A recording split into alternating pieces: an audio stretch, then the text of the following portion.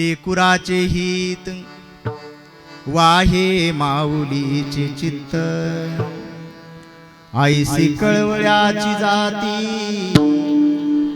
करीला भाविन प्रीती. काय करते जगात कुणी असा उपकार करू शकत नाही तो उपकार आई करते. कुठला? पोटी भार वाही 9 महिने आणि 9 दिवस पोटामध्ये ओझ वागवते आपल्या. आणि नुसतं ओझ नाही वागवत, त्याच्या लाथा बुक्या सगळं सहन करते. बरं काही काही असले महाभाग निघतात जे फक्त पोटातच लाथा मारत नाही, बाहेर आले तरी आईबापाला लाथा मारते. म्हातारपणात सुद्धा पोराच्या लाथा खाव्या लागतात, पण तरी सुद्धा मुलाला श्राप देते का? हा नाही नाही नाही, त्याचे सर्वस्व ही साही सगळं सहन करते, सगळं सहन करते. महाराज म्हणतात अशा आईच्या अंतःकरणाचे दुसरं कोण असेल तर तुम्ही संत आहात. म्हणून तुका म्हणे माझे तुम्हा संतावरी ओझे आईशी कळवळ्याची जाते करीला भाविन प्रीती. हा झाला अभंगाचा सरळ सरळ भाव. विठ्ठल विठ्ठल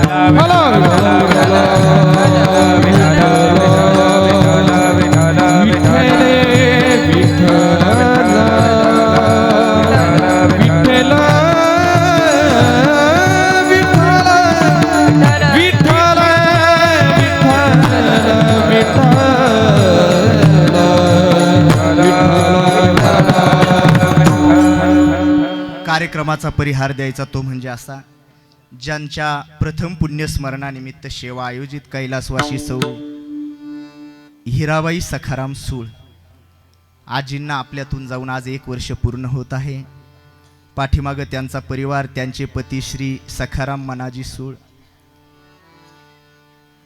त्यांचे मुलं श्री सुभाषराव सूळ, बाळासाहेब सूळ, मनोज सूळ, त्यांचे दीर असतील, पुतणे असतील, सर्व सूळ परिवाराला दुःख सावरण्याची शक्ती भगवंताने द्यावी व आजींना आपल्या चरणाजवळ विशेष स्थान द्यावं ही पंढरीनाथाच्या चरणी प्रार्थना करतो. सेवेला प्रारंभ. विठ्ठल विठ्ठल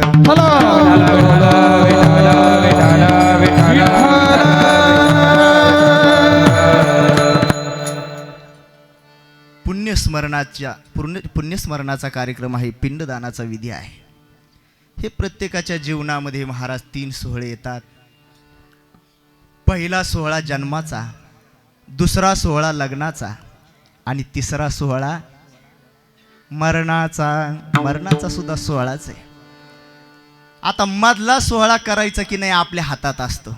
लग्नाचा त्याची काही अडचण आहे का? लग्न केलेलेही जगतात आणि नाही केले ते सुद्धा जगतात का मरतात? ते जगतातच की. म्हणजे लग्नाची जीवन जगायला काही अडचण नाही. मधला सोहळा आपल्या हातात आहे.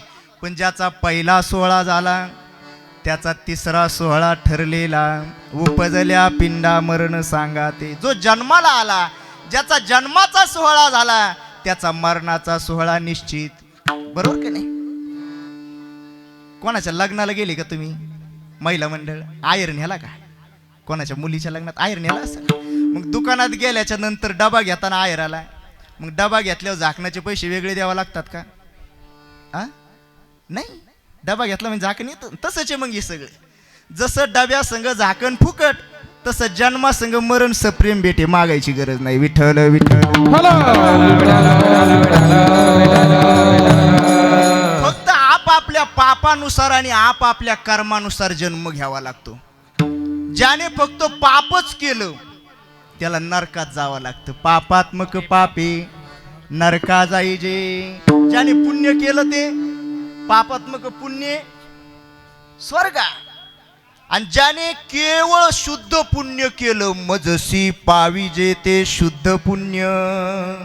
पापाला स्पर्श सुद्धा केला नाही तो कुठं जातो?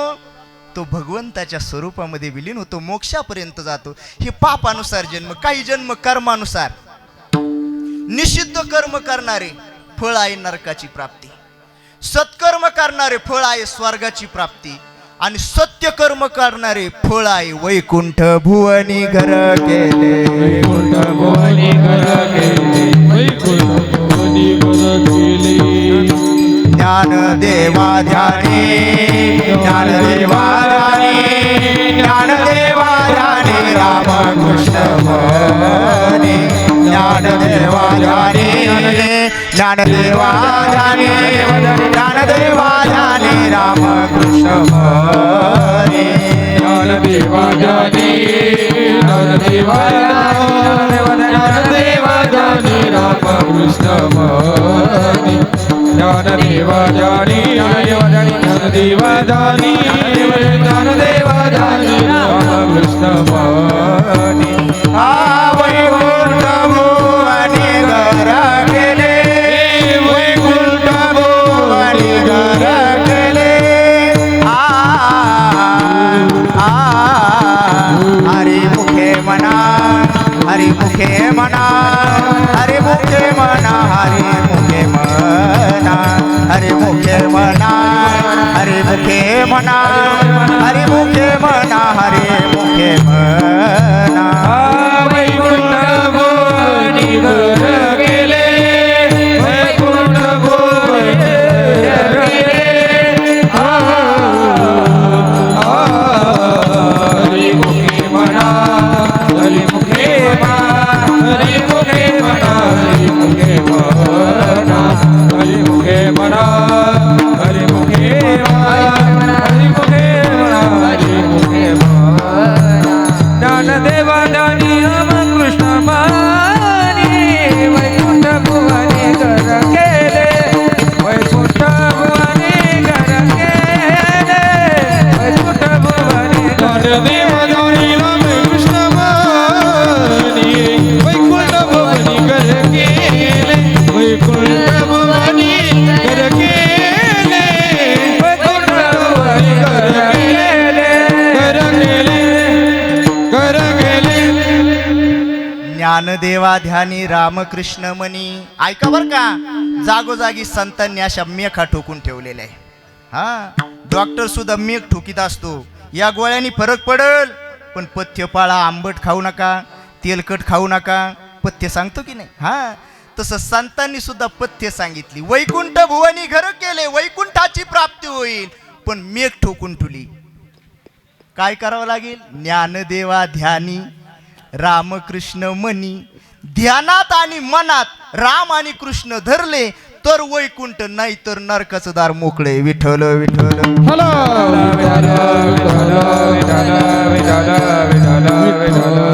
हे पापानुसार जन्म आणि मरणाला काय पाहिजे महाराज उपजल्या पिंडा मरण सांगा ते मरण निश्चित आहे कारण हा या लोकांचं नाव काय आहे मृत्यू लोक येथे वरो नाही आले अवतार अरे कृष्णच तू भगवान स्वयं स्वतः देव आहे पण तरी सुद्धा भिल्ले विंदिले शारंगधर भिल्लाचा बाण पायाच्या अंगठ्यामध्ये लागला आणि भगवंताला निज धामाला जावं लागला अहो आपलं सोडा 9 भी मर गए 10 भी मर गए सहस्राठ्यांशी 33 कोटी देवता मर गए पड़े काल की फांसी चमका अजब तड़ाका वे तू क्या जाने लड़का वे चमका अजब तड़ाका वे तू क्या जाने लड़का वे अजमेला पजामेला बाप मसना गेला अजमेला पजामेला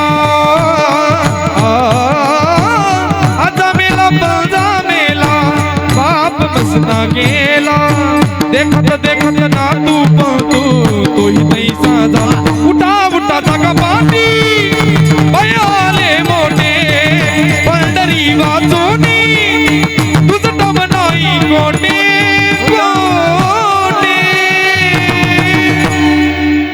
आजा मेला पंजा मेला बाप मसना गेला देखत देखत नातू पण तूही तैसा झाला उठा भय आले मोठे हा आणि एकच ठावे या भूतालावर पंढरे वाचून तुझा ठाव नाही कोठे मरण चुकणार नाही हा मरणाचा सोहळा हे चुकत नाही हो 2 प्रकारचं कर्म शास्त्राने सांगितले एक निषिद्ध कर्म आणि एक विहित कर्म निषिद्ध कर्म म्हणजे शास्त्र सांगतं करू नका पाप लागल चोरी करणं पाप आहे खोटं बोलणं पाप आहे दुसऱ्याचं मन दुखवणं पाप आहे हिंसा करणं पाप आहे लोकांचे बांध कोरणं पाप नाही पापाचे कोरायचे मग नाही का हो मावा कोणाच्या आपल्या गावताला गेले त्याला काय होतं थोडं थोडं थोडं थोडं, है का नाही? बांध करणं पाप आहे. बांध करणं म्हणजे काय थोडक्यात दुसऱ्याची संपत्ती आपली म्हणणं, दुसऱ्याची संपत्ती आपली म्हणणं पाप नाही तर काय. विठ्ठल विठ्ठल विठ्ठल विठ्ठल विठ्ठल विठ्ठल. निषिद्ध कर्म शास्त्र सांगतं करू नका. विहित कर्म 4 प्रकारचं सांगितलं. नित्य नैमित्तिक काम्य प्रायश्चित्त. त्यातला जो पिंडदानाचा विधी हा नैमित्तिक कार्यक्रम आहे, नैमित्तिक कर्म आहे. केलं पाहिजे का? केलंच पाहिजे. जो करतो त्याला आमचे नाथ महाराज शाबासकी देतात. माता पित्याचे सेवेवरी जो आपापनाते तारी सकळ पूर्वजा ते उद्धरी तो संसारी सुपुत्र. जो पिंडदान करतो त्याला पितर आशीर्वाद देतात. कल्याणाईची ती तया कोडा तया कोडा कल्याणाईची ती तया कोडा तया कोडा कल्याणाईची ते तया कोडा तया कोडा कल्याणाईची ते तया कोडा. हो तुका म्हणे पितृ आशीर्वाद देती कल्याणाईची ती कल्याणाईची ती तया कोडा. तुका म्हणे पितृ आशीर्वाद देती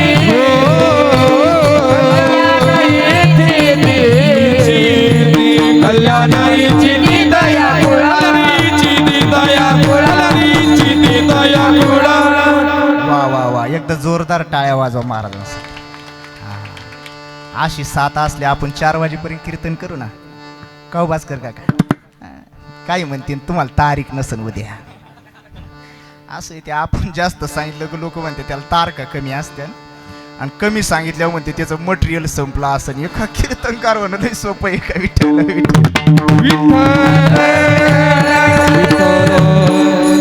तू का म्हणे पितृ आशीर्वाद देतात.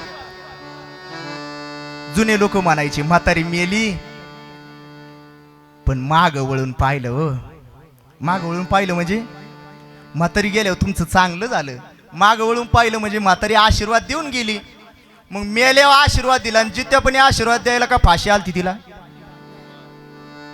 जिवंतपणी का नाही दिला? ऐका काय माणसाच्या डोक्यात भ्रम आहे माहिती नाही.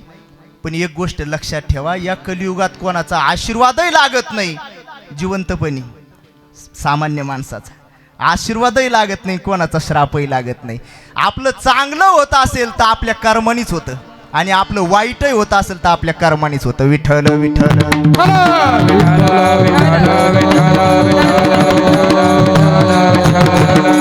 जिवंतपणी आशीर्वाद देण्याचं सामर्थ्य नाही. मेल्याच्या नंतर ते पितृदेवता झाले आणि पितृदेवता झाले का आशीर्वाद देण्याचं सामर्थ्य त्यांना प्राप्त झालं. मग तुम्ही जर सेवा केलेली असेल तर आशीर्वाद देतील आणि सेवा नसन केली तर आहा कटा त्याची करीती पितर वंश दुराचारी पुत्र झाला. फक्त पिंडदानाला महत्व नाही मायबाप, जिवंतपणी केलेला सेवेला सुद्धा महत्व आहे.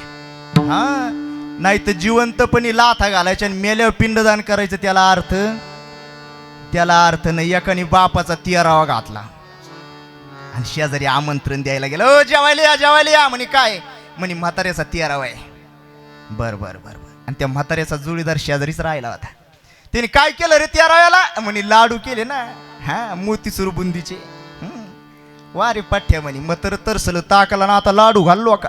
आता याने किती जीव लावलेलं होतं त्याला माहिती ना. जिवंतपणी सुद्धा सेवा करा आणि मेल्याच्या नंतर सुद्धा पिंडदान. विठ्ठल विठ्ठल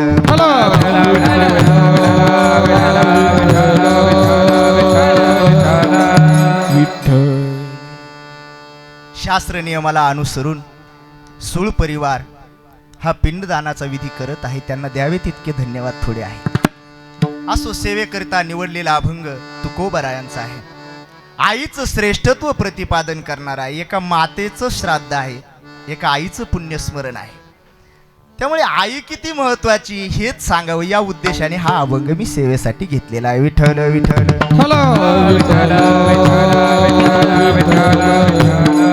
प्रस्तुत अभंगामध्ये महाराज संतांना आईची उपमा देतात. संतांच्या खुर्चीवरती आईला नेऊन बसवलेला आहे. आता आईला संतांच्या खुर्चीवर बसवण्या योग्य आई श्रेष्ठ आहे का? आवाज कुठून येतो गडे? ते सांगा त्यांना, बोलू नका म्हणा, एकदम शांतता ठेवायची. थोडा वेळ कीर्तन करायचंय आपल्याला. ज्यांना गप्पा मारायच्या असेल त्यांनी तिकडे बाहेर जाऊन बसलं तरी काय अडचण नाही, काय नाही तयावीनं भुकेला विठ्ठल विठ्ठल विठ्ठल.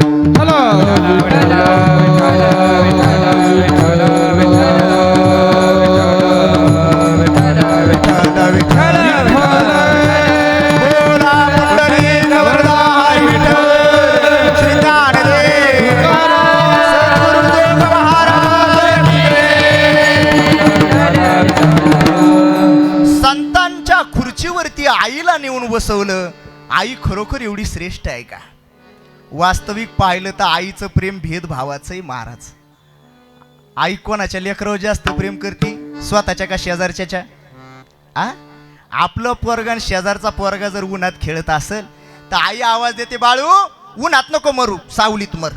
तो म्हणतो शेजारचा गोट्या नाही, त्याला तर फोडू दे, तू इकडं वय. आपुलियाचा कळवळा आणि का बाळावरी नाही. आपल्या लेकराविषयीची प्रेम आहे जो कळवळा आहे. तो दुसऱ्याच्या लेकराविषयी आहे का? जाऊ द्या, लांब काय जायचं, आपल्याकडे जाऊ द्या ना थोडं. तुम्ही एकत्र आहे का? वायली निघल्या सगळ्या. आता कायच एकत्र कोण राहतो, पण पहिले एकत्र कुटुंब राहायचे. मग जे आहे त्यांना विचारतो मी, सकाळच्या पारी तुम्ही चहा घालताना तुमच्या पोराला जादा टाकीता का जावाच्या? कोणाच्या? अरे किती बाई चांगली असू द्या, स्वतःच्या लेकराला घोटभर का होत नाही, जास्तच पडणार तिच्याकडून. आपुलियाचा कळवळा आणि का बाळावरी नाही. बरं, स्वतःच्या लेकरांविषयी तरी सारखं आहे का तिचं प्रेम? आहे का सारखं? पोराव जादा आहे का पुरीव जादा आहे? बोला बोला पटकन, मला ती बोलायची सवय बरं का. श्रोत्यांनी बोल, म्हणजे माझ्या लक्षात येतं तुम्हाला समजतंय का नाही ते. मुलाव जास्त करते का मुलीवर? नाही हो, मुलीव थोडं जादा आहे. तुम्हाला पटवून देईन तसं पुढे नाही जायचं. मुलापेक्षा मुलीवर थोडंसं जास्त वाटतं मला. पहा तुम्ही, एखादी बाई डबल सासू झालेली असती. डबल सासू कळतं तुम्हाला? नाही. अरे पोराचं लग्न झालं सुनाची तीच सासू, आणि पुरीचं लग्न झालं जावयाची तीच सासू, त्याला डबल सासू म्हणतात. ती एखादी बाई डबल सासू झाली राहते. तिला जर कोणी विचारलं, शांता मावशी तुमच्या बबीचं कस काय चाललं? म्हणती, बाई माझ्या बबीचं कल्याण झालं. कस काय? जावई आपला देव माणूस, सगळ्या किल्ल्या माया बबीच्याच कमराला. आणि पोरग जर सुनाचं ऐकत असलं आणि शेजारच्या मावशीने विचारलं, शांता मावशी तुमच्या बाळ्याचं कस काय चाललं? बाई आमच्या बाळ्याचं काय सांगा, नुसता बाईल बुद्ध्या. आता तुम्हीच मला सांगा, तुम्ही सगळे शहाणे माणसं पुढे बसलेले आहेत. जावई तरी कोणाचं ऐकतो? बायकोचं. आणि पोरग तरी कोणाचं ऐकत? बायकोचं. मग आता जावई बायकोचं ऐकतो तो देव माणूस, आणि पोरग बायकोचं ऐकतो तो बैल. आता हे कोणत्या कोर्टात मिटायचं? याला कोर्टच नाही, दुसरं कोर्ट खोलावं लागेल. अहो, जावयाची पुरीची जर गाडी आली, फटफटीचा आवाज झाला, शेजारच्या मावशीने विचारलं, शांता मावशी कोणाची फटफटी आली? हो बाई म्हणती, लक्ष्मी नारायणाचाच वाडा आला.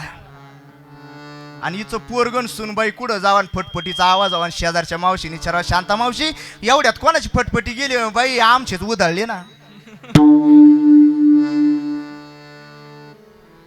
म्हणजे आता तो लक्ष्मी नारायणाचाच वाडा, आणि उधळले बुवाकळले हे का जनावर आहे का? विठ्ठल विठ्ठल विठ्ठल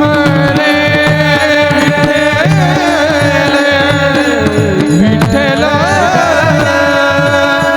विठ्ठल विठ्ठल.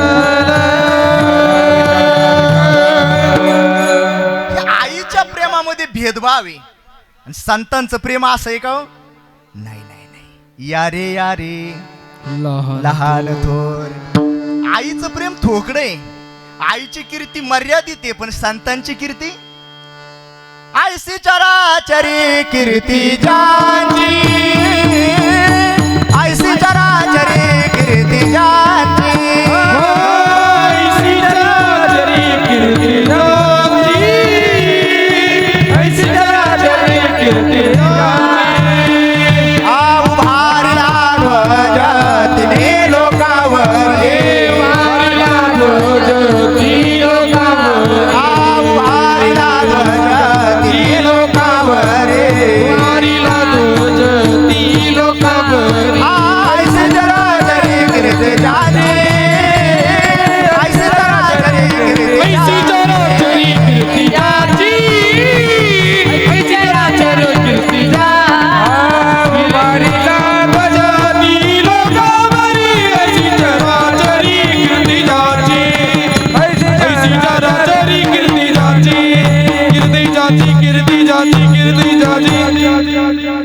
उभारिला ध्वज तिन्ही लोकावरी, आईसे चराचरी कीर्ती जाजी, किंवा तुका म्हणे गाजे वैकुंठी सोहळा, याही भूमंडळा माझी की. एवढे मोठे संत आहेत आणि आईचं प्रेम ठोकळं आहे.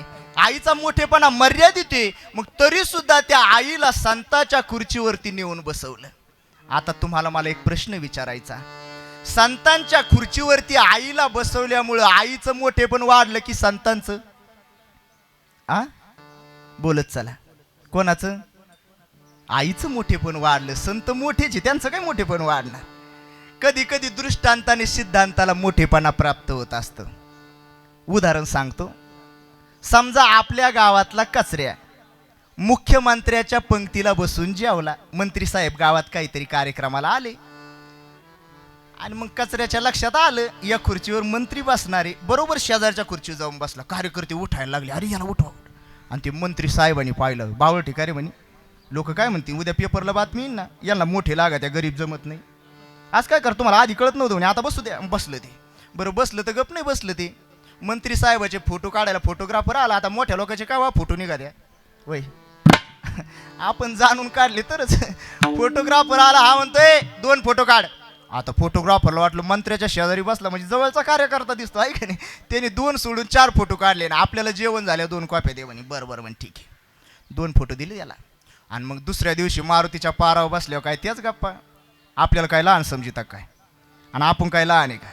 लहान असती नाही भाऊ. मंत्र्याच्या शेजारी बसून जेवलो. लोक म्हणले लायकी तर नाही पण बोलतोय बा. म्हणले काही पुरावा, लगेच खिशातून फोटो काढला आणि दाखवला. अरे बापरे, म्हणले लायकी तर नाही पण फोटो तर दिसतोय. आता मला तुम्हाला एक प्रश्न विचारायचा.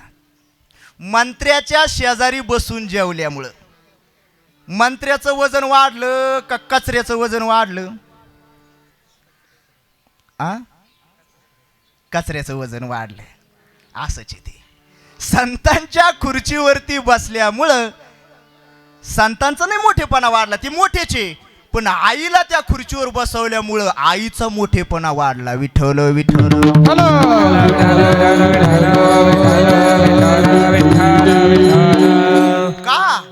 का आईला एवढं मोठेपण दिलं? का मातृत्वाचं एवढं श्रेष्ठत्व वाढवलं? उत्तर ऐका.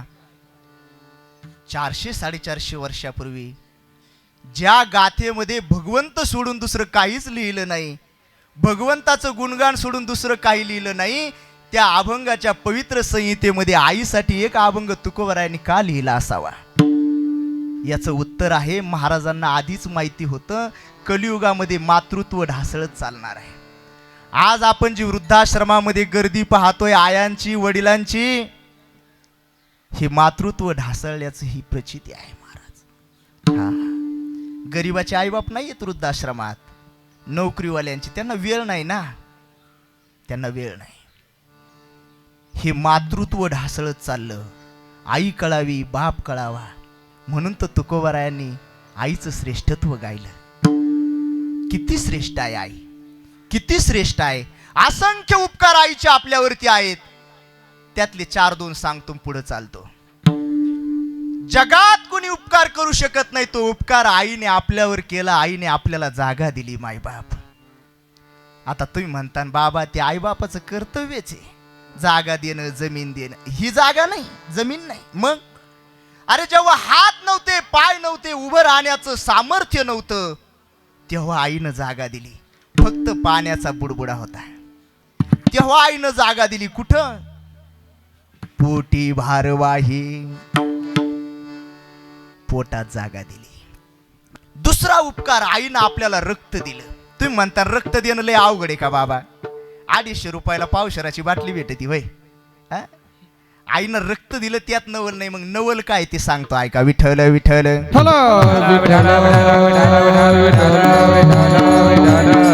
दुसरा उपकार, आईनं आपल्याला रक्त दिलं. रक्त दिलं यात नवल नाही, तर नवल काय आहे ती सांगतोय. रस्त्याला जर कोणाचा ऍक्सिडेंट झाला, रक्त गेलं, तर डॉक्टर सांगतात रक्त बरचसं गेलंय, रक्त भरावं लागेल. पण पेशंटचा ब्लड ग्रुप ए पॉझिटिव्ह आहे, याला रक्त सुद्धा ए पॉझिटिव्हच लागेल. दुसऱ्या रक्तगटाचं रक्त चालणार नाही. आता हॉस्पिटलला त्याची आई आहे, बाप आहे, भाऊ आहे, बहीण आहे, घरातले सगळे लोक आहे. एवढे माणसं असून सुद्धा व्हॉट्सअपला मेसेज येतात. हा, येतात की नाही? ए पॉझिटिव्ह रक्तगट कोणाचा असेल तर रक्ताची आवश्यकता, येतात का नाही मेसेज? हा, मग एवढे माणसं घरातले असताना त्यांचं घ्यायचं ना. दुसऱ्या रक्तगटाचं का नाही चालत? दुसऱ्या रक्तगटाचं जर रक्त भरलं तर 1 तासाच्या आत ब्लड क्लॉटिंग होते, रक्त गोठतं, गिठोळ्या बनतात आणि 1 तासाच्या आत पेशंट दगावतो. भिन्न रक्तगटाचं रक्त चालत नाही. आणि नवल ऐका, आईने बाळाला 9 महिने नाळेद्वारे रक्त पुरवलं, पण इथं आईचा रक्तगट भिन्न आहे आणि बाळाचा रक्तगट भिन्न आहे. मग आईचं भिन्न रक्तगटाचं रक्त बाळाला चाललं कसं? ऐकताय ना का झोपले? आईनं आपल्याला रक्त दिलं यात नवल नाही, पण आईचं भिन्न रक्तगटाचं रक्त आपल्याला चाललं हे सगळ्यात मोठं नवल आहे. विठ्ठल विठ्ठल हलो विठ्ठल विठ्ठल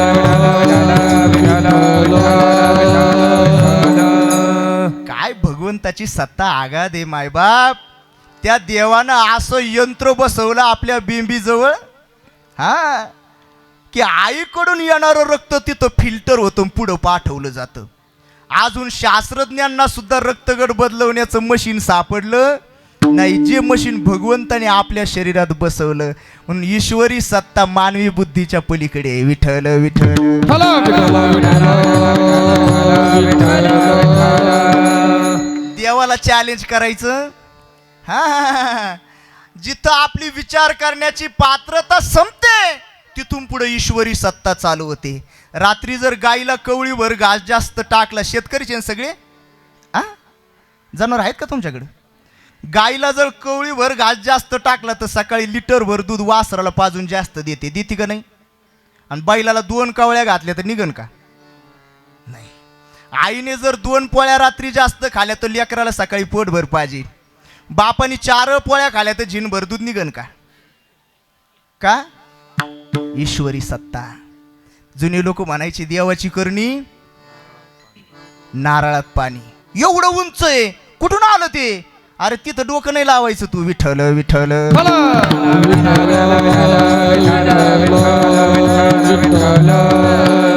आईने आपल्याला रक्त दिलं. तिसरी देणगी आईने आपल्याला हाडं दिली. ऐका, आई फक्त बाळ जन्माला आल्यावर नाही पाजत, मग बाळ पोटात असल्यापासूनच आई पाजते. नाळेद्वारे बाळाला दुधाचा पुरवठा केला जातो आणि त्या दुधात असणाऱ्या कॅल्शियम नावाच्या घटकापासून बाळाची हाडं बनतात.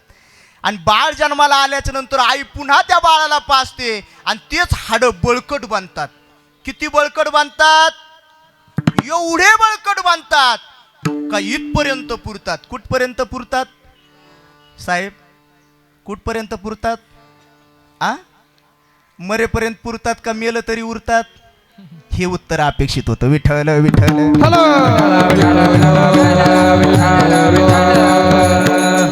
मेलं तरी उरतात. सगळं जळतं, काही राहतं का शिल्लक? काही सामर्थ्य नाही महाराज अग्नीमध्ये. अग्निदेवाला एकानं प्रश्न केला, म्हणले अग्निदेवा काय सामर्थ्य आहे तुमच्यात? हा, संसार तू काय तृण होतं मा अग्नी त्यासी काय क्षण मात्रे. संपूर्ण संसाराला जाळण्याचं सामर्थ्य अग्निदेवतेमध्ये. एकाने प्रश्न केला, म्हणले अग्निदेवा हो 2-3 मानाचं सरपंच जाळलं, एवढं मोठं शरीर जाळलं, त्वचा जाळली, केस जाळले, रक्त जाळलं, रुधिर जाळलं, अवयव सगळे जाळले, हाडं का नाही जाळले? तर त्या अग्निदेवाचं उत्तर फार गोड आहे. ऐका, अग्निदेव म्हटले जगात अशी वस्तू नाही जिला मी जाळू शकत नाही. माझ्यात वल्लही जळतं आणि वाळलंही जळतं. जगात अशी वस्तू नाही जिला मी जाळू शकत नाही, पण माझ्यात सुद्धा ते सामर्थ्य नाही की मी आईच्या दुधाला जाळू शकेल. विठ्ठल विठ्ठल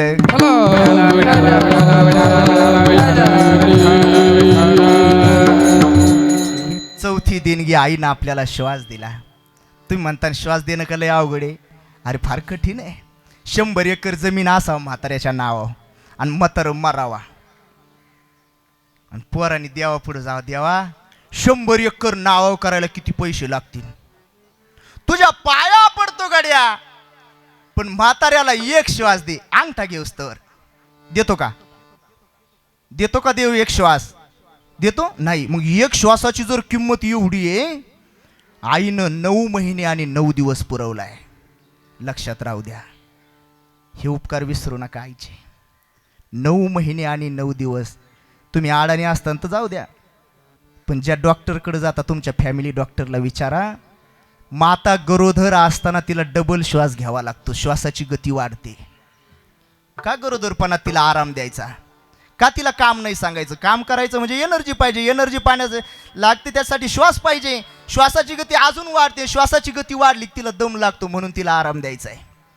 डबल श्वास तिला घ्यावा लागतो, एक श्वास तिचा आणि एक श्वास बाळाचा. हे 9 महिने आणि 9 दिवस आईनं आपल्याला श्वास पुरवला, जो देव सुद्धा देऊ शकत नाही ते आईनं केलंय. विठ्ठल सबसे बड़ी है माँ, माँ सबसे बड़ी है माँ, ये माँ सबसे बड़ी है माँ, माँ सबसे बड़ी है माँ, हो सबसे बड़ी है माँ, सबसे बड़ी है माँ, सबसे बड़ी है माँ, माँ सबसे बड़ी है माँ. ये माँ से बढ़कर कोई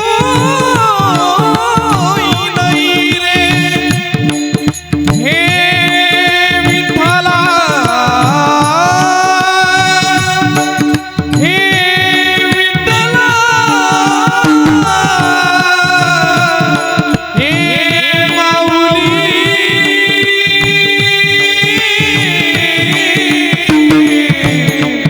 हे माऊली,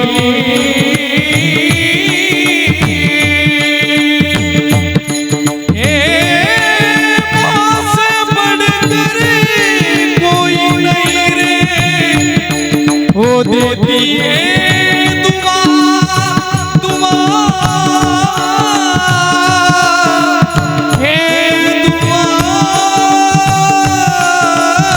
दुआ सबसे बड़ी है माँ, माँ सबसे बड़ी है माँ, सबसे बड़ी है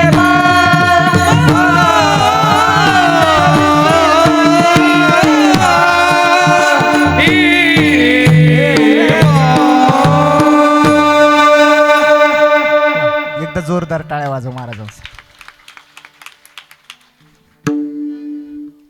आईपेक्षा श्रेष्ठ जगात काहीच नाही मायबाप. किती श्रेष्ठ आहे आई, जगात कुणी करू शकत नाही, जगात कुणी करू शकत नाही ते एक आई करू शकते.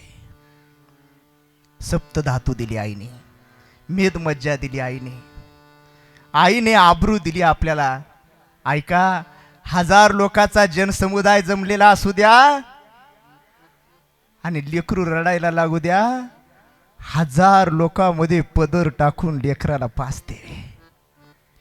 जी आबरू स्वतःच्या बापापासून लपवली, जी आबरू स्वतःच्या भावापासून लपवली, जी आबरू आपल्या नातेवाईकांपासून लपवली, ती आबरू 1000 लोकांच्या जनसमुदायामध्ये लेकराच्या मुखात देते. सगळे उपकार फिटतीन गडे आईचे, पण आईचा दुधाचा उपकार कोणीच नाही फेडू शकत.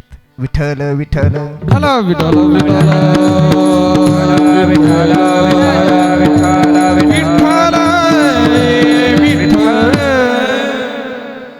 एक जण म्हटलं आईचे सगळे उपकार फेडले, सगळे उपकार फेडले.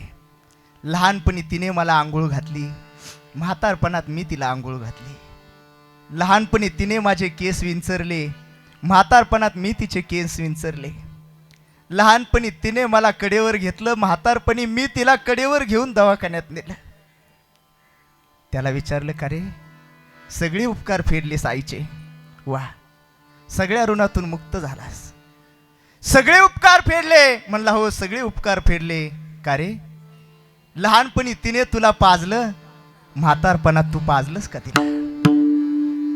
सगळे उपकार फिटतील मायबाप, पण हा दुधाचा उपकार कोणीच नाही फेडू शकत. हिरकणीचा प्रसंग आठवा.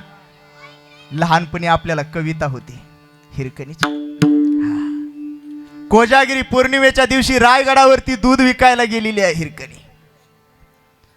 अंधार पडला, गडाचे दरवाजे बंद झाले, शिपायांचे पाय धरू लागली, सैनिकांचे पाय धरू लागली. दादा मला खाली जाऊ द्या, गडाच्या पायथ्याला माझी छोटीशी झोपडी आहे, झोपडीमध्ये माझं तानं लेकरू झोपी लावून मी वरती आले. आता ते उठला असेल, किंचाळ्या ठोकून रडत असेल, घसा कोरडा पडलो माझ्या लेकराचा, माझं लेकरू मरल, मला खाली जाऊ द्या. शिपायांचे पाय धरू लागले. पण छत्रपती शिवाजी महाराजांचं शासन एवढं कडक आहे, अंधार पडला की गडाचे दरवाजे बंद होतात आणि दरवाजे बंद झाले की खाली जाण्याची परवानगी कोणालाच नाही. एवढ्या अंधेऱ्या रात्री बुलंद असणारा रायगड मावळे सुद्धा उतरू शकत नाही. तो रायगड लेकराच्या प्रेमासाठी कमरेला पदर घेऊन हिरकणी उतरली.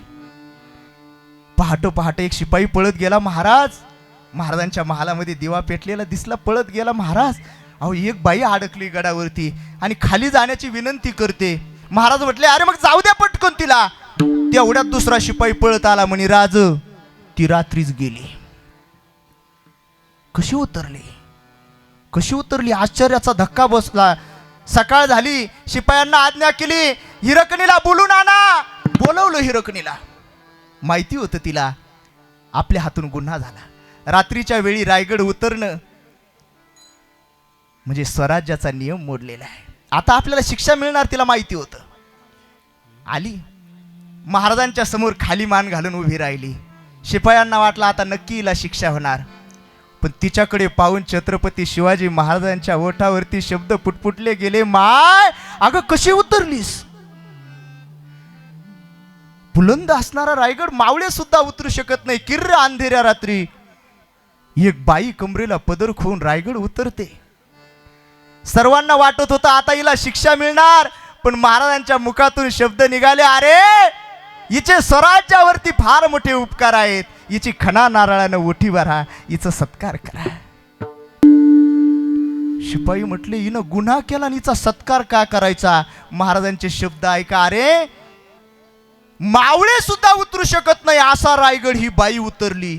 ज्या मार्गाने ही उतरली त्या मार्गाने उद्या शत्रू सुद्धा वरती आले असते. पण तो मार्ग आपल्याला हिच्यामुळे माहिती झाला. हे हिचे स्वराज्यावरती झालेले उपकार आहेत. ज्या मार्गाने ही उतरली तो मार्ग आजच कडक बुरुंद बांधून बंदिस्त करा आणि त्या बुरुंजाला नाव द्या हिराची करणी, म्हणून हिरा करणी बुरुंज. आज छत्रपती शिवाजी महाराजही आपल्यात नाही, हिरकणी आपल्यात नाही, पण आईची आणि बाळाच्या प्रेमाची साक्ष देणारा तो बुरुंज मात्र आजही थाटात उभा आहे. विठ्ठल विठ्ठल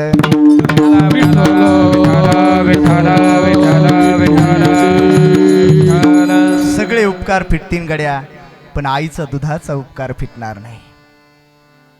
आई मेली, पण निसर्गात जाता जाता बाळासाठी एक देणगी ठेवून गेली.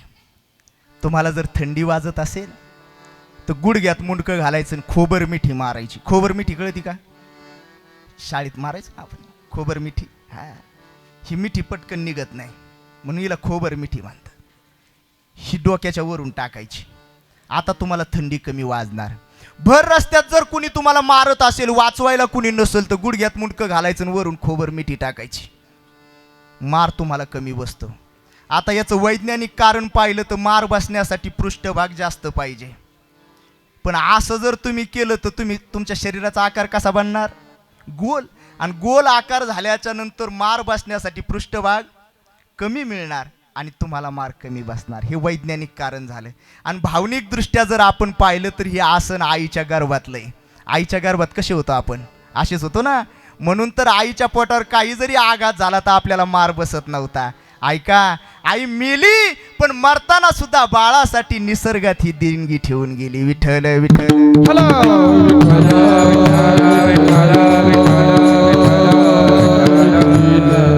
किती बाळाच्या हिताची चिंता आहे तिला. अशी चिंता जगाच्या पाठीवर कुणीच करू शकत नाही. म्हणून तर महाराज अभंगाच्या पहिल्या चरणात म्हणतात, लेकुराचे हित, लेकुराचे हित, लेकुराचे हित, लेकुराचे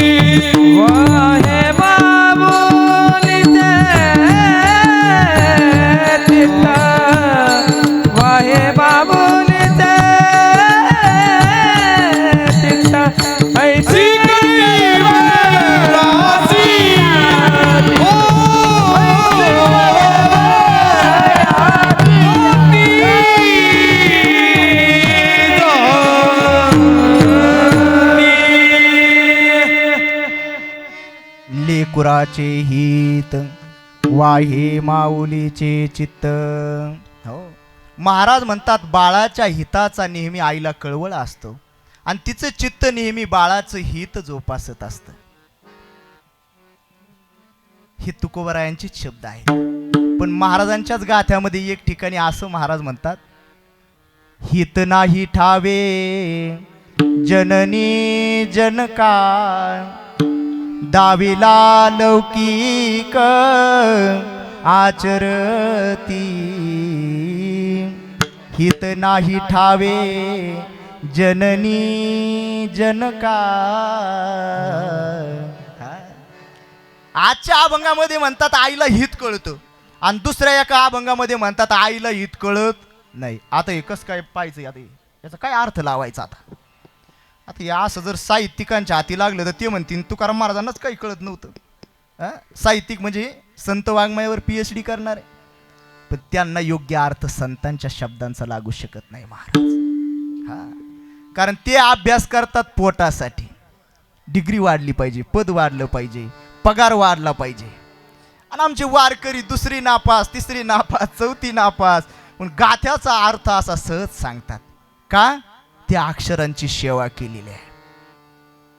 साहित्यिक अभ्यास करतात पोटासाठी आणि वारकरी अभ्यास करतो उद्धारासाठी. कै मी उद्धार पावेन, कै कृपा करील नारायण, आईसे तुम्ही सांगा संतजन, करा समाधान चित्त माझे. वारकरी अभ्यास करतो उद्धारासाठी. वैदाचं कुत्र माहिती तुम्हाला? जागे आहेत ना सगळे पाठीमाग? वैदाचं कुत्र माहिती का? नाही, सगळे शहरात राहायला गेले काय? अरे ऊसात सोडते ना सशे धरायला. मग ते 2-4 कुत्रे असतात वैदाकडं. मग ऊसाच्या ह्या बाजूनी सोडलं का त्या बाजूनी निघत होते सशे धरायला सोडते ना. आता सशाचे पाय केवढले बाबा? 3-3 इंचाचे आणि कुत्र्याचे पाय फुटाफुटाचे. पण तरी सुद्धा ससा हाती नाही लागत त्याच्या. एवढं पळतं कुत्रं, एवढं पळतं, पण तरी ससं काय हाती लागत नाही. त्या कुत्र्याला विचारलं का रे एवढं एवढं ससं, 3-3 इंचाचे पाय तुझे, फुटाफुटाचे पाय तुझे, तरी सुद्धा ससं तुझ्या हाती नाही लागलं? त्या कुत्र्याचं उत्तर ऐका. तो म्हणतो अरे आम्ही आमच्या मालकाला 4 जण आहेत. किती? 4. आणि मी जरी धरलं तरी मालक मला 1च पीस देणार आहे आणि आमच्यातल्या दुसरं कोणी जरी धरलं तरी 1च पीस. मग आपला हिस्सा भेटणार, मग काय यांना द्यायच्या? त्या सशाला विचारलं का रे 3-3 इंचाचे पाय तुझे आणि फुटाफुटाचे पाय कुत्र्याचे, तरी सुद्धा तू कुत्र्याच्या हाती नाही लागला का? त्या सशाचं उत्तर फार गोड आहे, लक्ष देऊन ऐका. ससा म्हणला ऐका, कुत्र पळत होतं पोटासाठी आणि मी पळत होतो जीवासाठी. जेव्हा पोटापेक्षा जीवावर बेततं तेव्हा माणसाचा स्पीड जास्त असतो. खूप भूक लागली, शेजारच्या गावात कार्यक्रम आहे, जेवायला जायचं. मग का पळतच जातो का? नाही, त्याच्या चालीनेच जाणार तो. आणि वाघ लागू द्या बरं माग, आता तसा जाईन का? हा, पळत जेवढी ताकद आहे तेवढी ताकद लावून पळला. आता पोटापेक्षा जेव्हा जीवावर बेततो तेव्हा वेग जास्त असतो. सांगायचा भाव लक्षात घ्या. साहित्यिक अभ्यास करतात पोटासाठी आणि वारकरी अभ्यास करतो जीवासाठी. कै मी उद्धार पावे, माझा उद्धार कसा होईल, काय केल्याने माझा उद्धार होईल. अरे रूप पाहता लोचनी किती वेळा ऐकलं तुम्ही आयुष्यात, किती वेळा ऐकलं. रोज गावात हरिपाठ होतो मारुतीच्या मंदिरामध्ये, हा ऐकलं का नाही? सुंदरते ध्यान किती वेळा ऐकलं. वीट आला का त्या अक्षराचा? आला का वीट? किती वेळा तेच म्हणतोय आपण, तेच अभंग किती वेळा म्हणतोय. का? आपला विश्वास आहे हे संतांचे अक्षर अभंग, याचा कधी भंग होत नाही. आणि या वाणीमध्ये एवढं सामर्थ्य, या शब्दामध्ये एवढं सामर्थ्य आहे, ते मोक्षापर्यंत घेऊन गेल्याशिवाय राहणार नाही. विठ्ठल विठ्ठल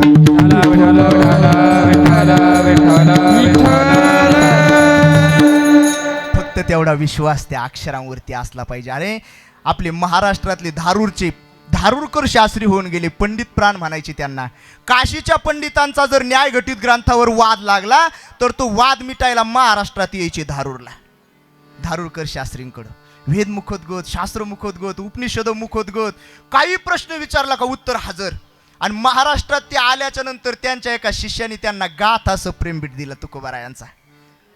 आणि तो गाथा वाचल्याच्या नंतर एवढं प्रेम जडलं तुकोबारायांवरती, भगवंताला विनंती करू लागली, देवा मला जर आधीच गाथा मिळाला असता, हा तर 5वा वेद आहे, मला जर आधीच गाथा मिळाला असता देवा तर मी वेद कशाला पाठ करत बसलो असतं. एवढं प्रेम, एवढी श्रद्धा जडली. आणि तिथून पुढे जेवढे काही वाद त्यांच्याकडे मिटवायला यायचे, दुसरे ग्रंथ नाही पाहिले, फक्त गाथा समोर घ्यायचे, तुकोबारायांचं स्मरण करायचे आणि गाथा उचकायचे. कुठलंही पान निघू द्या, पहिल्या पानावर त्या प्रश्नाचं उत्तर राहायचं. एवढी श्रद्धा. विठ्ठल विठ्ठल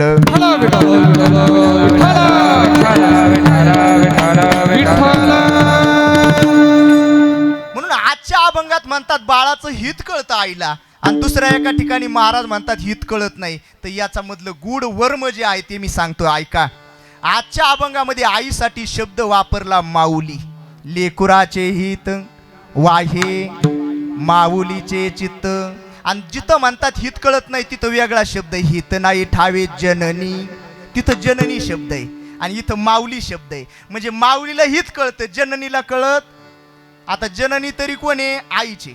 आणि माऊली तरी कोण आहे? आईचे. आई तरी कोण आहे? आईचे. माता तरी कोण आहे? आईचे.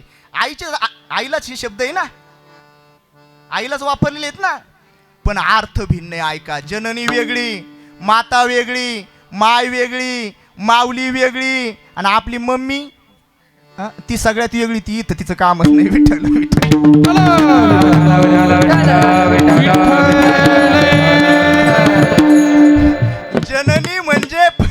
जननी म्हणजे फक्त जन्माला घालते, तिला बाळाच्या हिताचं ज्ञान नाही. ऐका, तिला जर हिताचं ज्ञान असतं तर सिंधुताई राहिल्या नाही. आता सिंधुताई सपकाळ, यूट्यूबला ऐका त्यांच्या मुलाखती.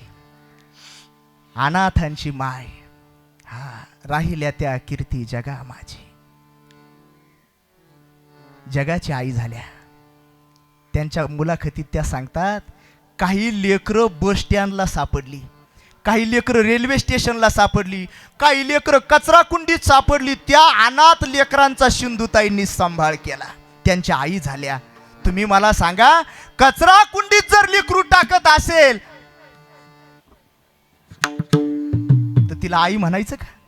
तिला माऊली म्हणायचं का? तिला बाळाच्या हिताचं ज्ञान आहे का? नाही, तिला फक्त बाळ जन्माला घालण्याचं ज्ञान आहे, बाळाच्या हिताचं ज्ञान नाही. म्हणून ती माऊली होऊ शकत नाही, ती फक्त जननी. विठ्ठल विठ्ठल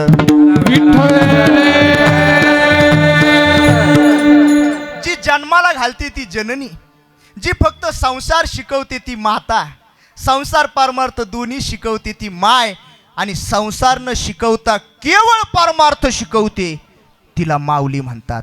आणि जगाच्या पाठीवर अशी एकच माऊली झाली, त्या माऊलीचं नाव आहे मदालसा. परी येथे मादाल सा सोहम जो जो रे बाळा परी रे मदाल सा सोहम जोडी बाळा देह नाशिवंत मळमूत्राचा बा नाशिवंत मळमूत्राचा बाधा परी चर्म घातले रे कृमी कीटकाचा साधा चर्म घातले कीटकाचा साधा रव रव दुर्गंधी रे अमंगळतेचा बाधा रव दुर्गंधी मंगळरीचा बाधा स्मरे त्या हरिहारा शरण जाई गोविंदा हरिहरा शरण दाई रे गोविंद स्मरे त्या हरिहारा शरण जाई गोविंदा हरिहरा शरण दाई रे गोविंद परी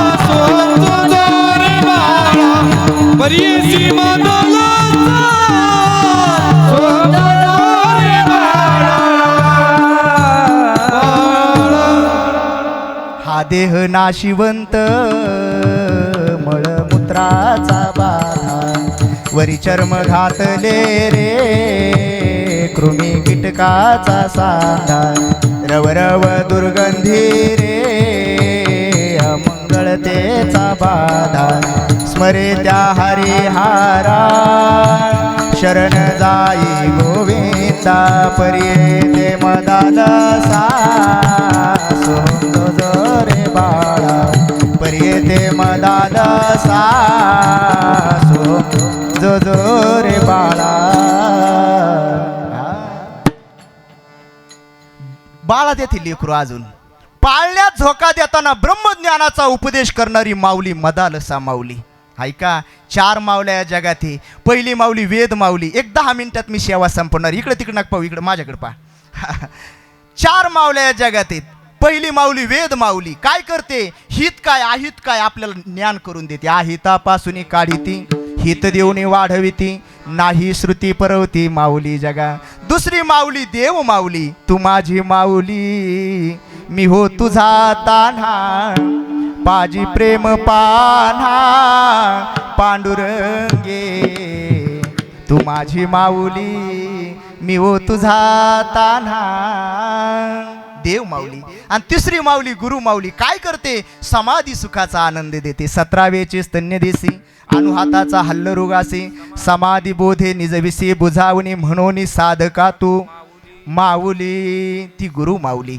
आणि चौथी माऊली आहे संत माऊली. कोण आहेत, ज्ञानराज माझी योग्यांचे माऊली. ज्ञानराज माझी योग्यांचे माऊली. ज्ञानराज माझी योगांची माऊली. ज्ञानराज माझी योगांची माऊली.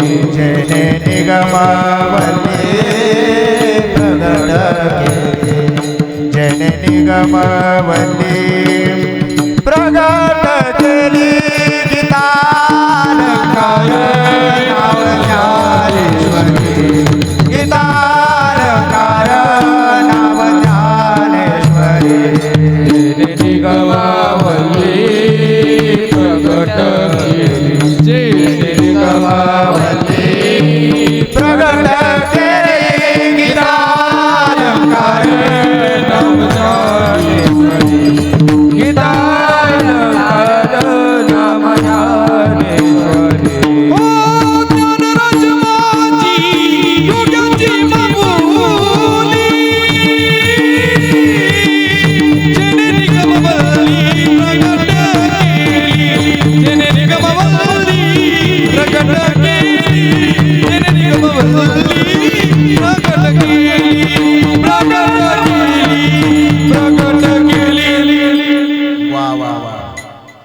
ज्ञानराज माझी योग्यांची माऊली. आता हे काय सप्ताहाचीच फिलिंग आहे. ते वर्ष श्राद्धाचा कार्यक्रम कोणी म्हणणारच नाही. आनंदाचं वातावरण आहे. असो, एकदा रंगदेवता आली. स्वतः कीर्तनामध्ये देव नाचत असतो आणि जिथं देव आला तिथं कशाची उणीव राहील का हो? हा, कशाचीच नाही. ज्ञानराज माझी योग्यांची माऊली. हा हा, ज्ञानराज माझी योग्यांची माऊली, ही संत माऊली आहे. हा, अनाथाची माय. एका जनार्दनी पाय वंदितसे. ह्या 4 माऊल्या. अभंगात लेकरू शब्द आला. इथं लेकरू शब्दाला रूला दीर्घ उकार आहे. आता जे शाळेत गेले त्यांच्या लक्षात येईल, दुसऱ्यांचं नाही ते लक्षात. रस्व दीर्घ कळतं ना. पहिली वेलांटी म्हणजे रस्व, दुसरी वेलांटी पहिला उकार म्हणजे रस्व, दुसरा उकार म्हणजे पहिला उकाराचा उच्चार. आता लेकरू जर पहिला उकार असतं काय कसं बोललो असतं आपण लेकरू, आणि दुसरा उकार असल्यावर कसं बोलणार लेकरू, स्वर लांबणार तो. आलं का? हा, आणि हे उच्चार कोणाच्या मुखातून निघणार? ज्याचं अंतकरण आईचं आहे. उदाहरण सांगतो तुम्हाला, ऐका. मुलाचं नाव जर राम असेल तर भाऊ आवाज देताना आवाज कसा देणार? राम. वडील आवाज देताना आवाज देणार रामा. मित्र आवाज देताना आवाज देणार राम्या. ती जातच उद्धट मित्राची ती. असो, पण ते त्यांनी तसं बोलल्याशिवाय ती गोडही लागत नाही, आहे का नाही? ते मित्रांनी 2 शिव्या देऊनच आवाज दिला पाहिजे, तेव्हा ते बरं वाटतं. असं ते वेगळा भाव येतो. पण जेव्हा आई आवाज देते तेव्हा आईचा शब्द असतो रामू. बरोबर ना? बाळू, दादू, ही दीर्घ उच्चार आहे. आणि हे फक्त आईच्या अंतकरणातून निघू शकतात. लेकरू माऊलीच्या सापेक्ष शब्द वापरला का. मेंढीचं असतं ते बकरू, हा का कोकरू. कोकरू. शेळीचं असतं ते वाघाचं असतं ते वाघरू. गुढीचं असतं ते शिंगरू. पक्ष्याचं असतं ते पाखरू. आणि माऊलीचं असतं ते लेकरू. विठ्ठल विठ्ठल जगाच्या पाठीवर सर्वच माऊल्या श्रेष्ठ आहे महाराज. कारण प्रत्येक माऊलीने आपल्या आईवर उपकार केले, आपल्या बाळावर उपकार केले. पण जगाच्या पाठीवर त्या माऊल्यांना जास्त धन्यता द्यावी लागेल. कुणाला? ज्यांनी आपले मुलं भारत मातेच्या सेवेसाठी दिले, त्यांना जास्त धन्यता द्यावी लागेल. एक प्रसंग सांगतो तुम्हाला, आई कशी असावी. पन्हाळगडाच्या पायथ्याला नेबापूर नावाचं गाव आहे. छत्रपती महाराजांचं स्वराज्य आहे. आणि नेबापूर गावचे तरुण नुकतेच स्वराज्याच्या सैनिकामध्ये भरती झालेले आहे. आणि पन्हाळगडाला वेढा दिलाय. 65,000ची फौज घेऊन सिद्धी जोहर आलाय. आता सिद्धी जोहर सोबत तह करायचा आहे. पण तह करण्यासाठी स्वतः छत्रपती शिवाजी महाराज जाणार नाही, तर महाराजांसारखा दिसणारा एखादा मावळा महाराजांचा पोशाख घालून पाठवायचा आहे. पण कोण आहे असा? एका मुलाच्या कानावरती बातमी पोहोचली. त्या मुलाचं नाव आहे शिवाकाशीत.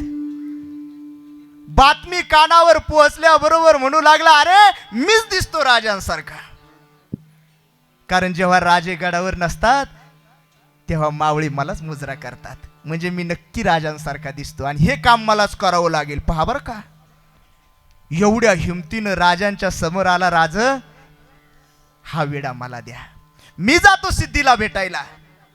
राजांनी सांगितलं, शिवा अरे पण जिथं जायचंय तिथून परत माग नाही यायचं. राजे, तुमच्यासाठी जर हा प्राण जात असेल तर या जीवनाची धन्यता आहे. द्या तो पोशाख. छत्रपती महाराजांचा अंगरखा घातला, जिरेटोप चढवला, कमरेला तलवार लावली आणि महाराजांचा पेहराव बनून महाराजांसमोर येऊन शिवा काशीत उभा राहिला. राजे, दिसतो का तुमच्यासारखा? राजांनी पाहिलं, शिवा अरे हुबेहूब आरशामध्ये माझंच प्रतिबिंब पाहिल्याचा मला भास होतोय. शिवा, पण माझ्यासाठी मरणार होय रे. शिवा काशीला मिठी मारली आणि राजांच्या डोळ्यातून अश्रूचा थेंब गळाला शिवा काशीच्या खांद्यावरती. अशी कौतुकाची थाप कुणाला मिळालीच नव्हती, जी फक्त शिवा काशीच्या नशिबात होती. शिवा काशीदला पालखीमध्ये बसवलं. दुसऱ्या मार्गाने छत्रपती शिवाजी महाराजांना विशालगडावरती पोहोचवण्यात आलं. शिवा काशीद हळूहळू गड उतरू लागले. गडाच्या पायथ्याला राहुटी दिलेली आहे सिद्धी जोहरने. राहुटीतून बाहेर आला, शामियानातून बाहेर आला, कमरेची तलवार काढली आणि पालखीचा पडदा बाजूला केला आणि विचारलं, तूही हे शिवाजी? शिवा पुटपुटला, हा मै हूँ शिवाजी. पुन्हा विचारलं सिद्धी जोहरनं, तूही हे शिवाजी? शिवा काशीद म्हटला, हा मै ही हूँ शिवाजी. पण दोन संशयी डोळे पुटपुटले, महाराज ये शिवाजी नहीं हो सकता. म्हणे क्यों? जेव्हा माझ्या बापाची आणि शिवाजीची झटापट झाली, ते संशयी डोळे होते फाजल खानाचे. जेव्हा अफजल खान आणि शिवाजी महाराजांची झटापट झाली, तेव्हा शिवाजीच्या डोक्यावरती तलवारीचा वार झाला आहे आणि ती खून जर याच्या मस्तकावरती असेल तरच हा शिवाजी, नाहीतर आपल्यासोबत फसवा झाला. सिद्धी जोहरनं मागचा पुढचा विचार केला नाही. तलवारीनं शिवा काशीच्या डोक्यावरचा मुकुट जिरेटोप पाठीमागं सारला. डोक्यावरती तलवारीची खून दिसली नाही, निशाण दिसली नाही. सहज दिशी तलवार चालली. रक्ताची चिळकंडी, यातनेचा कल्लोळ उडाला आणि पुन्हा एकदा सिद्धी जोहरनं विचारलं, तूही हे शिवाजी? शिवा काशीच्या मुखातून शेवटचं वाक्य निघालं, सिद्धी, अरे जन्माला येताना जरी शिवा काशीद म्हणून आलो असलो तरी मरताना छत्रपती शिवाजी महाराज म्हणून मरतोय. हे भाग्य काय थोडं आहे?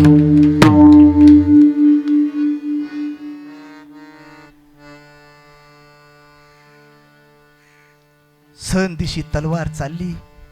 शिवा काशीचं मुंडकं धडा वेगळं झालं. तुकडे तुकडे केले, पोत्यामध्ये भरले आणि छत्रपती शिवाजी महाराजांना भेट म्हणून विशालगडावरती पाठवले.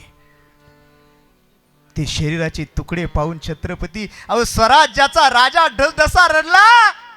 शिवा, किती मोठा त्याग आहे. मला स्वतः जावं लागेल नेवापूरला आणि शिवा काशीच्या आईला त्याच्या मृत्यूची बातमी सांगावं लागेल. मावळ्यांनी हात जोडले, राज पुन्हा त्या मृत्यूच्या मुखात जाऊ नका. अजून सिद्धी जोहरने पन्हाळगडाचा वेढा अजून काढलेला नाही. आपण पुन्हा त्या संकटात जाऊ नका. शिवा काशीच्या मृत्यूची बातमी सांगायला आम्ही जातो. पण राजांच्या मुखातून शब्द निघाले, मेलाय तो छत्रपती शिवाजी महाराज मेलाय आणि जिवंत आहे तो शिवा काशीद आहे. म्हणून मुलाच्या मृत्यूची बातमी सांगायला माझ्या आईला मला स्वतः जावं लागेल. असा राजा होणार नाही महाराज. स्वतः शिवाजी महाराज गेले नेवापूरला. गावभर बातमी पसरली, राज येणार आहे, राज येणार आहे, राज येणार आहे. गावातल्या सर्व महिला नटून थटून आरतीचं थाट घेऊन दारामध्ये उभ्या आहे. सर्वांनी रांगोळ्या काढल्या, राजाचं स्वागत करायचंय. येशीमध्ये राजाला पाहिलं. शिवा काशीच्या आईनं डोक्यावर पदर घेतला. शिवा काशीच्या बायकोला पुढं केलं, हो राजाला ओवाळा. राजा आले. राजाला ओवाळायला शिवा काशीची बायको पुढे होणार, तेवढ्यात आईनं मागं सारलं, सुनबाई तुम्ही नका ओवाळू राजाला. तिला चाहूल लागली. सुनबाई राजाला बसायला टाका. बसायला टाकलं. अहो राजाला गुळपाणी करा. राजा विचार करू लागले, आई अगं तुझ्या मुलाच्या मृत्यूची कडू बातमी सांगायला आलो आणि तोंड कसलं गोड करती ग. शेवटी राहवलं नाही, सांगितलं, आई तुझा शिवा या जगात राहिला नाही. त्या आईच्या मुखातून शब्द निघाले, राजा अरे माझा लेक या जगात राहिला नाही हे काय मला ठाव नाही होय र. आता तर धक्काच बसला. मुलगा गेला. आई हे तुला कसं समजलं राजा? अरे जेव्हा तू येशीतून आला तेव्हा गावच्या येशी तुला एकलाच पाहिला. तेव्हाच मला समजलं माझा शिवा या जगात राहिला नाही. माझा शिवा जित्ता असता तर तुझ्या संगती आज आला नसता होय रे.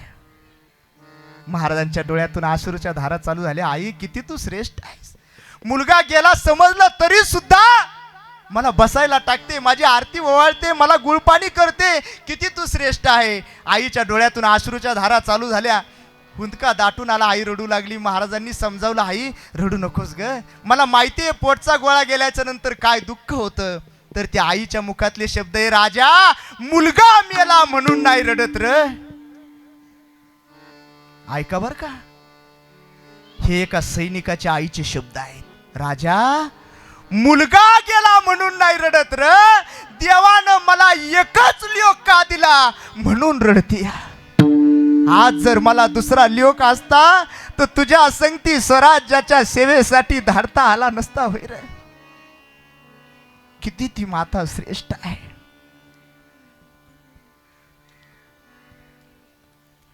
शिवा काशीची बायको पुढे आली. आत्याबाई, काव असं बोलता? कोण म्हणतं त्या देवानं तुम्हाला एकच ल्योक दिला? म्या नाही होय तुमचा ल्योक, म्या लढल स्वराज्यासाठी. खोटं वाटेल तुम्हाला, इतिहास वाचा. पन्हाळ गडावरती पहिली स्त्री सैनिक म्हणून शिवा काशीची बायको लढली.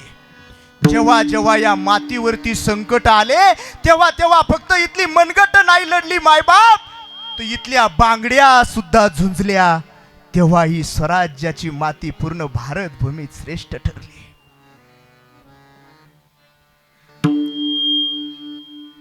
राजांच्या मुखातून शब्द निघाले, माय धन्य आहात तुम्ही. जोपर्यंत या स्वराज्यामध्ये तुमच्यासारख्या मावल्या आहेत तोपर्यंत या स्वराज्याला शूरवीरांची कमीच पडणार नाही.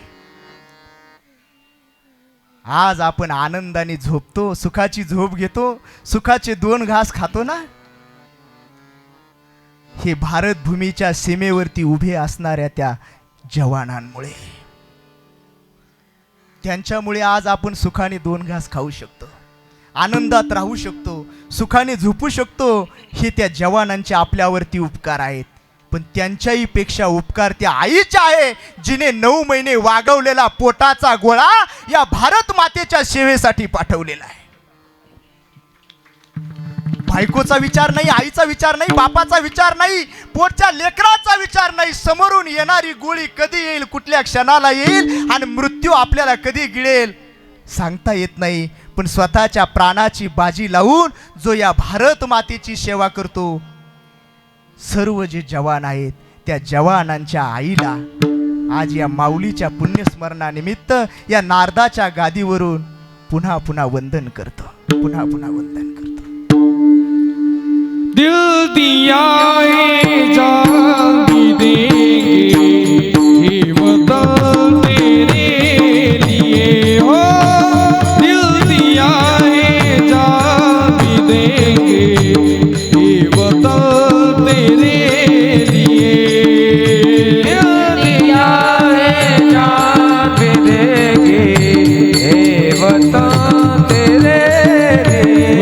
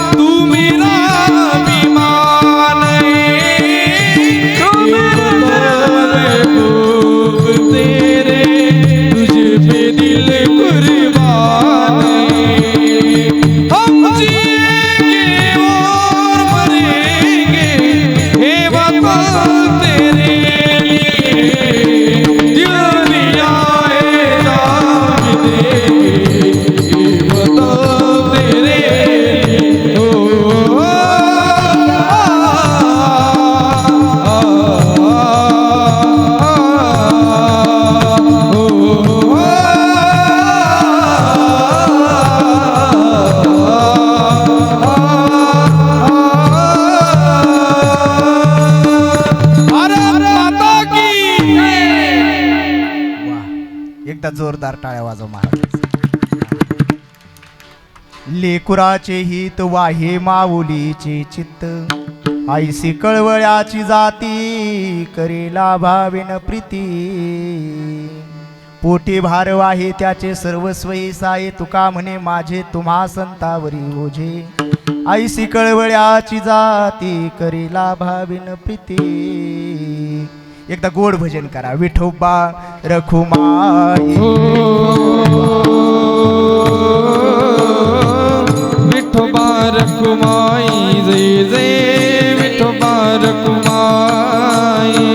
विठोबा रखुमाई, जय जय विठोबा रखुमाई. हरी जय जय, हरी जय जय जय जय जय जय जय.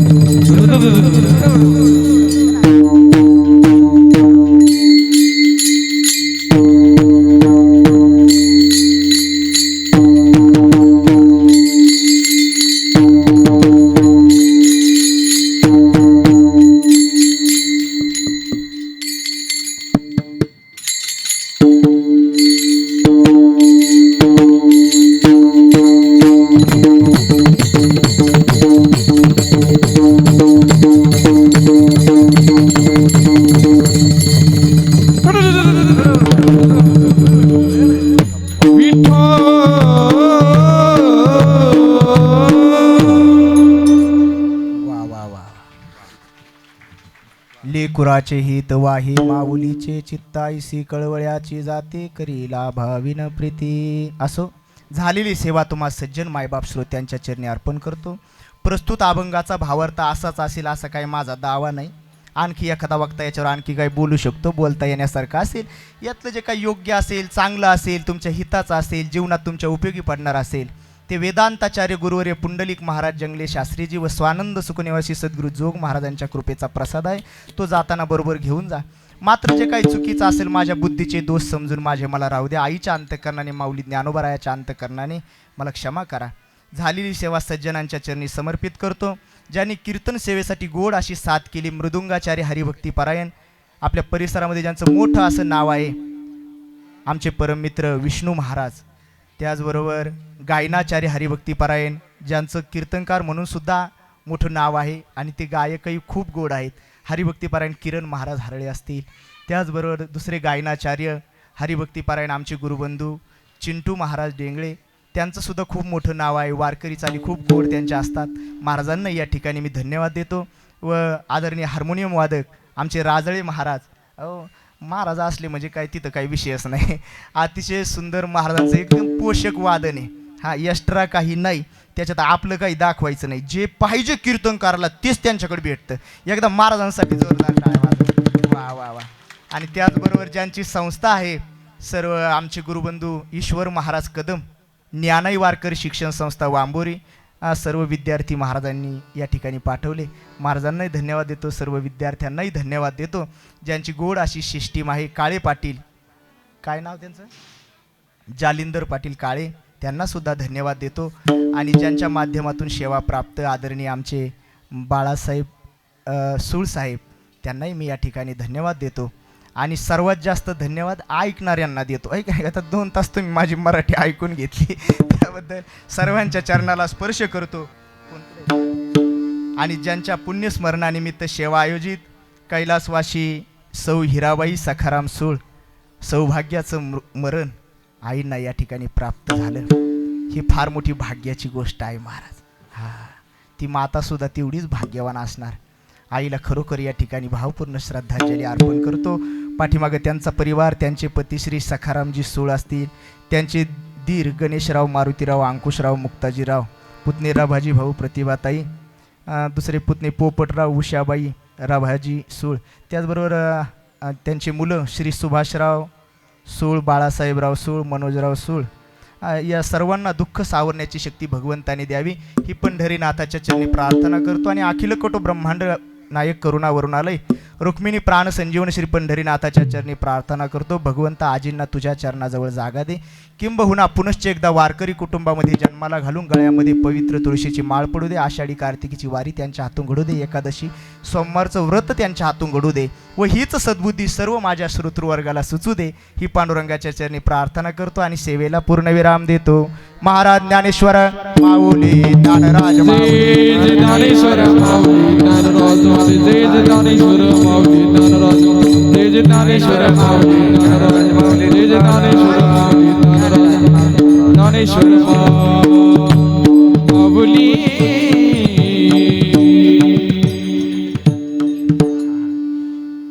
आणि एक शेवटचे आभार मानायचे राहिले ज्यांनी या ठिकाणी शूटिंग केली. आमचे दीपक दादा कोल्हे, भगवंता यूट्यूब चॅनल, ते चॅनल त्यांचे जवळपास 3-3.5 लाख सबस्क्रायबर या चॅनलचे आहेत. आणि कोल्हेवाडीवरून ते आपल्या कीर्तनाच्या शूटिंगसाठी इथपर्यंत आलेले आहे. अतिशय गोड सेवा वारकरी संप्रदायामध्ये त्यांची आहे. मोठमोठ्या कार्यक्रमामध्ये त्यांचं या ठिकाणी शूटिंगची सेवा असते. अतिशय गोड. तुम्हीसुद्धा यूट्यूबला ते कीर्तन पडेलच 1-2 दिवसामध्ये.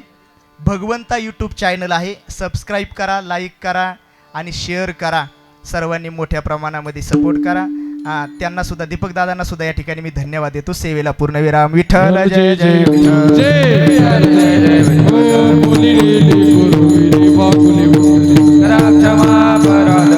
काही विचारीला अधिकार म्यापला, म्हणे ज्ञानेश्वरा राखा माया पैकी करा, करा क्षमा अपराध ज्ञानदेव तुकाराम, ज्ञानदेव तुकाराम.